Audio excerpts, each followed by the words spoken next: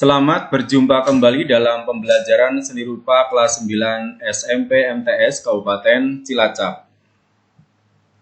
Kali ini kita akan belajar tentang seni grafis. Untuk pertemuan ke-1 ini kita akan berbicara dari mulai sejarah grafis. Pernahkah kalian melihat benda-benda berikut ini? Ada kalender, kartu undangan, kaos oblong, kwitansi, nota pembelian, stop map. Pernah?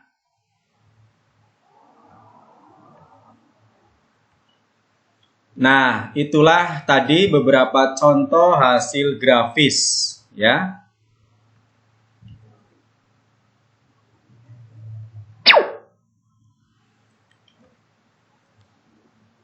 Grafis sendiri itu berasal dari kata Latin, yaitu graphicus yang berkaitan dengan lukisan, gambar, atau tulisan. Sedangkan dari bahasa Yunani berasal dari kata graphein yang berarti menulis.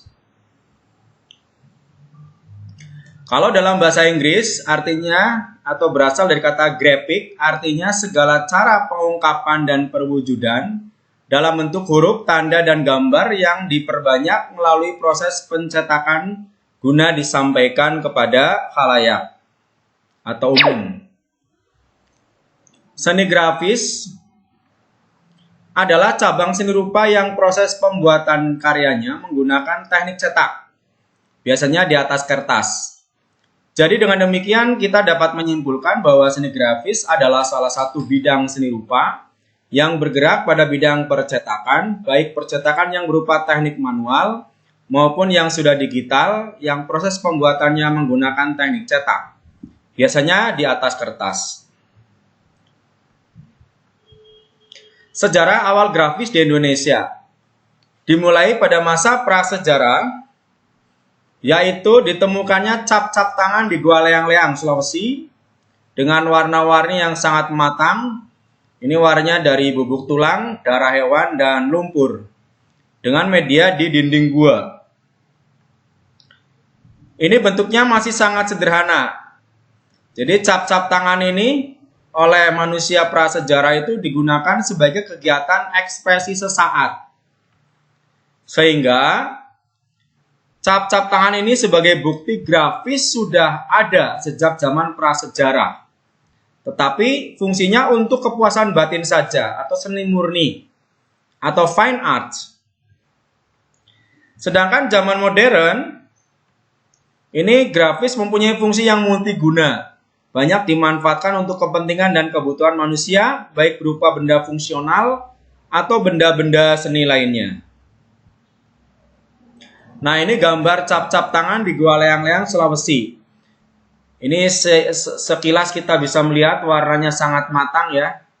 Ada terlihat kemerah-merahan, coklatan ya. Ini usia gambar cap-cap tangan ini sudah ribuan tahun.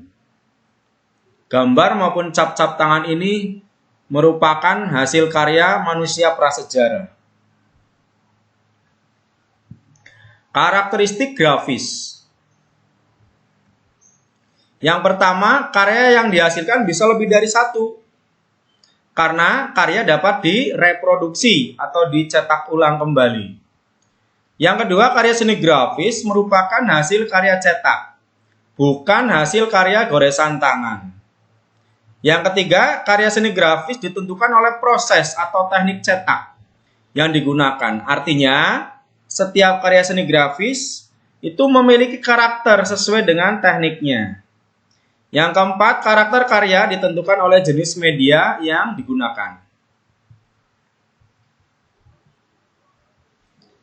Cetakan dalam seni grafis itu dibuat dari permukaan sebuah bahan. Yang umum digunakan biasanya ada plat logam, ya, tembaga atau seng, kemudian batu, litografi, papan kayu, ya. Jadi tiap-tiap hasil cetakan biasanya dianggap sebagai karya seni orisinil, bukan sebuah salinan. Nah, ini bahan-bahan yang biasa digunakan, yang lazim digunakan untuk kegiatan seni grafis, plat logam, batu untuk litografi, papan kayu untuk woodcut, dan lembaran kaca akrilik. Selain itu ada juga bahan-bahan alami yang digunakan untuk kegiatan grafis. Grafis yang sangat sederhana.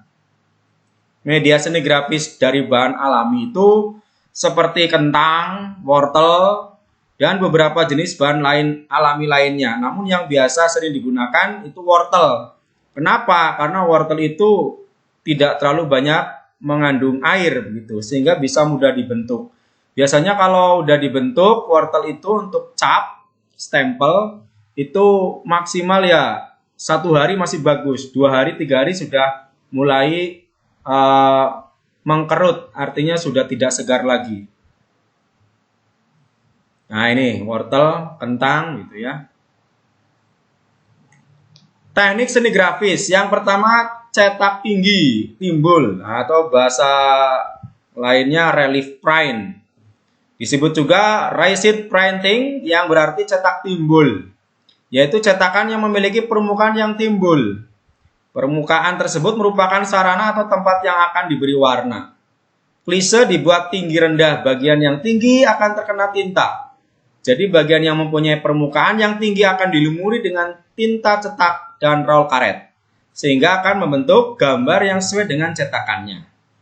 Ini contohnya ada stempel, ya, ini stempel. Mungkin kalian sudah sering lihat ada stempel RT, RW ya, instansi begitu, atau panitia kegiatan. Ada juga cetak tinggi untuk kegiatan batik membatik ya. Teknik cetak. Hasil cetak tinggi ada 3 macam. Ada cetakan positif, negatif, dan kombinasi. Cetakan positif ini gambar berwarna tinta yang digunakan dengan dasar warna putih sebagai bidang cetak yang digunakan. Sedangkan cetakan negatif artinya gambar berwarna dasar bidang cetak warna putih dengan dasar tinta yang digunakan warna hitam. Sedangkan cetak kombinasi artinya kedua jenis cetakan tersebut hadir pada satu karya, jadi kombinasi. Dalam relief frame ada juga yang dinamakan dengan cukil kayu, yaitu salah satu teknik cetak relief yang merupakan teknik seni grafis paling awal, satu-satunya yang dipakai secara tradisional di Asia Timur.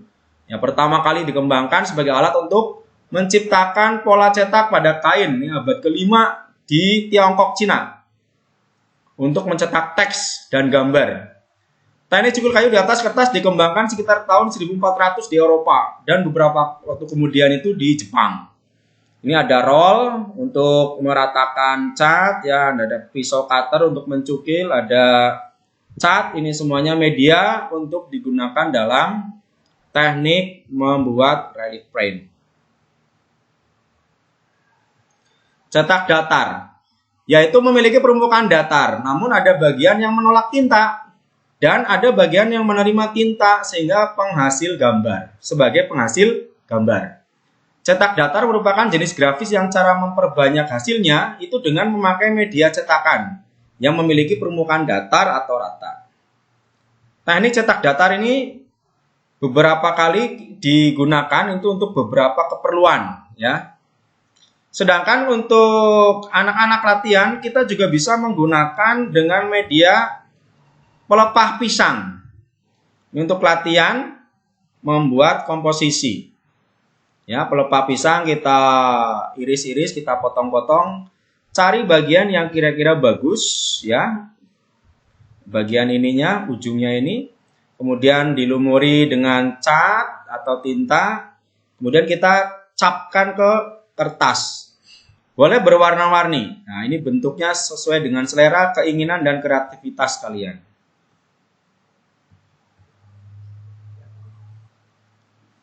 Cetak tembus. Nama lainnya stencil print, yaitu cetakan yang memanfaatkan media kertas saring atau screen.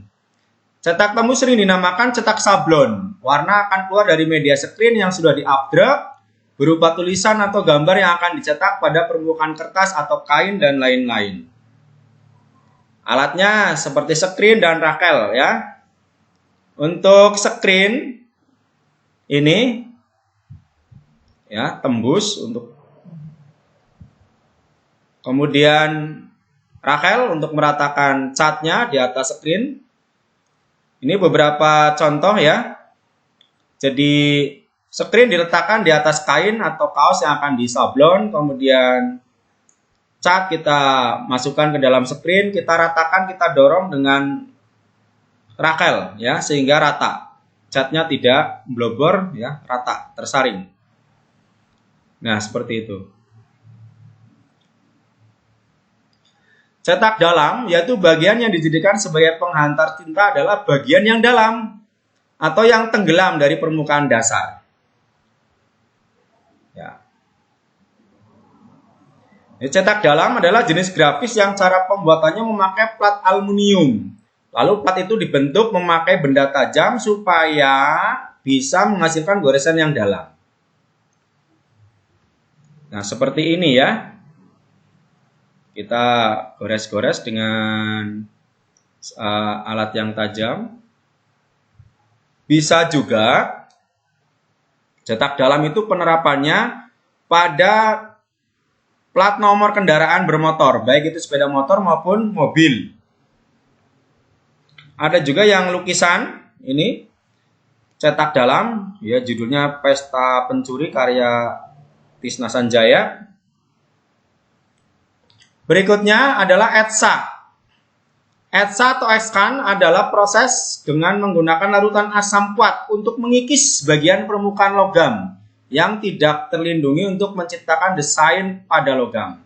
Sebagai metode dalam seni grafis, etsa merupakan teknik paling penting dalam sejarah karya seni grafis barat, Old Master Print, dan masih tetap banyak digunakan sampai sekarang.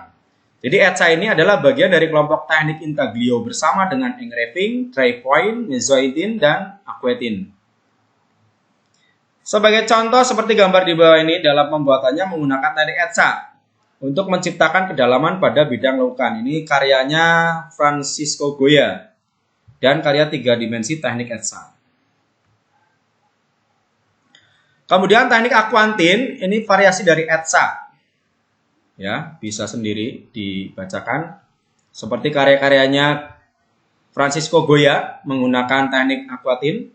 Kemudian teknik dry point, nah ini merupakan variasi dari engraving dikerjakan dengan alat runcing, bukan dengan alat burin berbentuk V. Sementara garis pada engraving sangat halus dan bertepi tajam. Goresan dry point meninggalkan kesan kasar pada tepi garis dry point. Yang berikutnya mezzotin ya. Salah satu cara lain dalam teknik intaglio di mana plat logam terlebih dahulu dibuat kasar permukaannya secara merata. Gambar dihasilkan dengan mengerok halus permukaan, menciptakan gambar yang dibuat dari gelap ke terang. Yang berikutnya teknik litografi. Teknik yang ditemukan pada tahun 1798 ini oleh Alois Schnellfelder dan didasari pada sifat kimia minyak dan air yang tidak bisa bercampur. Digunakan permukaan berpori, biasanya ini jenis batu yang disebut limestone atau batu kapur. Gambar dibuat pada permukaan batu dengan medium berminyak, kemudian dilakukan pengasaman untuk mentransfer minyak ke batu sehingga gambar terbakar pada permukaan. Lalu dilapisi gam Arab, bahan yang larut air, menutupi permukaan batu yang tidak tertutupi medium gambar yang berbasis minyak. Ini contohnya hasil karya teknik litografi dan karyanya Toulouse-Lautrec, ya, La Gaulois. Ini poster litografi. Cetak digital, ya biasanya kita sudah paham semuanya menggunakan peralatan seperti kamera, foto, ya, komputer, tablet dan lain-lain. Hasil dari cetak digital biasanya menggunakan bahan yang bervariasi seperti kertas, kain atau kanvas plastik. Ya. Ini peralatan yang biasa digunakan dalam cetak digital, ada foto kamera, printer, ya, ada juga mesin fotokopi. Ini termasuk cetak digital, ya, paling modern ini. Warna dalam seni grafis. Pewarnaan dalam seni grafis banyak cara yang dipakai. Seringkali pewarnaan dalam etsa, cetak saring, dan cukil kayu yang diterapkan dengan menggunakan plat, papan, atau sipin yang terpisah, atau dengan menggunakan pendekatan reduksionis. Ya. Seniman grafis Indonesia. Firman Lee, ini seorang dosen, pengajar di Fakultas Seni Rupa IKJ, lahir di kota Jambi, ya. Ini merupakan seniman grafis. Sudah menekuni sejak dia duduk di bangku kuliah. Sampai saat ini ia sering melakukan pameran tunggal grafis ya dan pameran bersama. Jadi karya-karyanya sudah dikenal di kalangan seniman, masyarakat, dan umum. Yang berikutnya Suromo. Ini lahir tahun 1919. Ini termasuk pelukis yang tumbuh lewat pemasakan ide-ide persagi. Lukisan-lukisannya itu terkenal banyak ya. Beberapa judul contoh yang dibuatnya yaitu ada Pasar, Penghadang Gerilya, dan Pertempuran Gerilya. Ya, pada karya yang berjudul Pasar, Suromo benar-benar menunjukkan kemampuan teknik cukilan kayu yang mendekati engraving. Lebih jauh lagi, ya, perspektif, pencahayaan, dan detail bentuk-bentuknya telah mencapai keunggulan. Suromo sendiri ini meninggal pada tahun 2003 dengan meninggalkan karya-karya besarnya. Selanjutnya Kabul Suwadi juga lahir di Cirebon, ini udah 1935 dan meninggal di Bandung tanggal 27 September 2010. Ini usianya udah lanjut ya, 74 tahun. Karya-karyanya juga sudah banyak yang terkenal ya, yang ada di beberapa kota. Ada Monumen Perjuangan Rakyat, patung Mahkamah Agung, patung Menteri Kehakiman, 12 patung pahlawan nasional, dan lain-lain ya. Karyanya sangat banyak gitu. Bedanya seni grafis dan desain grafis. Seni grafis itu ada di tataran seni murni. Sedangkan desain grafis itu ada di tataran yang berbeda. Ya, seni grafis adalah seni murni, seperti seni lukis. Ya. Berbeda dengan desain grafis, yang menjadi subjek adalah audien. Karena itu riset audien merupakan yang utama bagi desainer grafis. Desainer grafis yang mendatangi audien dan melayani mereka, bukan sebaliknya. Desainer grafis biasanya berada di posisi jembatan penghubung antara pemilik produk, perusahaan, dan masyarakat. Jadi dia adalah komunikator. Demikianlah sekilas pembahasan sejarah perkembangan seni grafis. Untuk kalian setelah ini silakan mengerjakan tugas mandiri.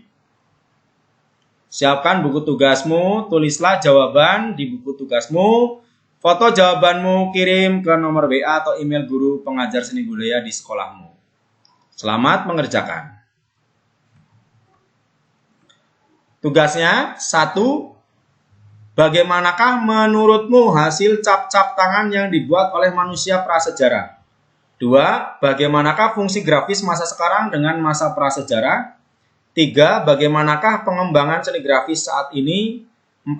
Apa saja manfaat grafis bagi kehidupan manusia? 5. Sebutkan sebanyak-banyaknya penerapan seni grafis pada benda yang diperlukan manusia.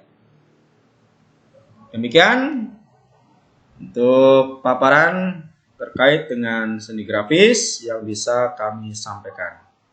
Terima kasih. Assalamualaikum warahmatullahi wabarakatuh.